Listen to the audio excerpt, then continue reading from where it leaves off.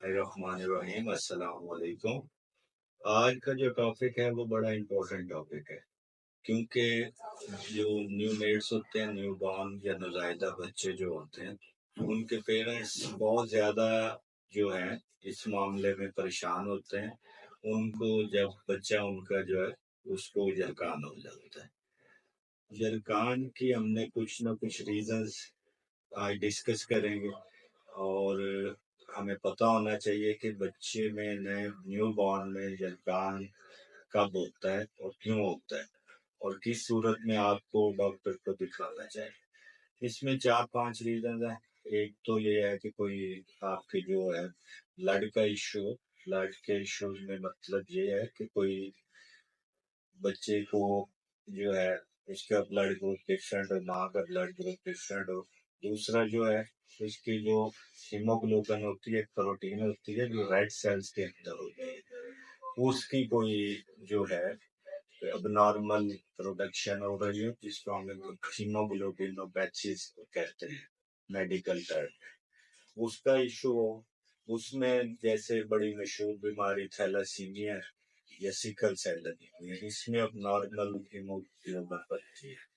اس کے علاوہ جو ہے آپ کے جو ہے ویسے بھی جو بچے ماں سے ریڈ سیلز آتے ہیں تو اس کی وجہ سے جو ہے اس کی بھی ڈسٹرکشن ہوتی ہے ارلی ڈیز میں، تو اس کی وجہ سے بھی جانڈس ہو سکتا ہے۔ اب یہ کامن کازز ہیں۔ اس کے علاوہ اگر ایک ہمارے جسم میں انزائم ہوتا ہے گلوکوز 6 فاسفیٹ ڈی ہائیڈروجینیز، اگر اس کی ڈیفیشنسی ہوگی تو اس کی وجہ سے بھی ریڈ سیل ٹوٹیں گے اور زکام کا مسئلہ بنے گا۔ اس کے علاوہ ٹائروسینیمیا ایک بیماری ہے، اور گلیکٹوسیمیا، ان میں بھی انزائمز کی ڈیفیشنسی ہوتی ہے، جس کے نتیجے میں جو ہے زکام ہوتا ہے۔ اب ہم کچھ اور کازز پہ بات کر لیتے ہیں، جیسے کہ اگر تو کوئی جگر کے بناوٹی ایشو ہوگا، جیسے کہ بلری اٹریزیا ہوتا ہے، یا پھر جو ہماری بلری ٹریک ہوتی ہے، جو اس میں اگر کوئی سسٹ یا اس میں کوئی obstruction ہوگی تو وہ اس صورت میں بھی کار ہو۔ اور یہ بڑا امپورٹنٹ ہے۔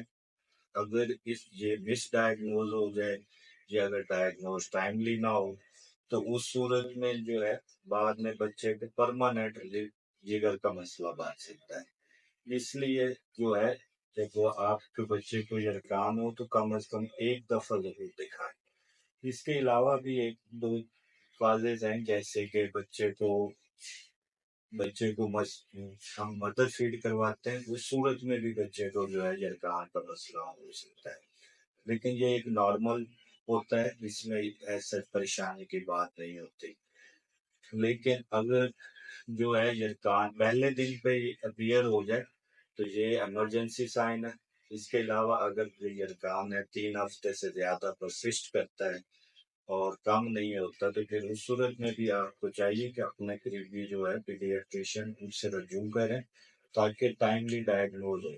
میں نے پہلے بتایا ہے کہ جو بلری اٹریزیا کا میں نے پہلے بتایا، بلری اٹریزیا بہت زیادہ خطرناک بیماری، اور یہ پریونٹیبل اس سینس میں ہے کہ اگر آپ ٹائملی ڈائگنوز ہو جائے گا تو اس کا آپریٹ ٹائملی ہو جائے تو بچے کا جو ہے جگر کا جو مسئلہ ہے اس کو پرماننٹ ہونے سے بچایا جا سکتا ہے۔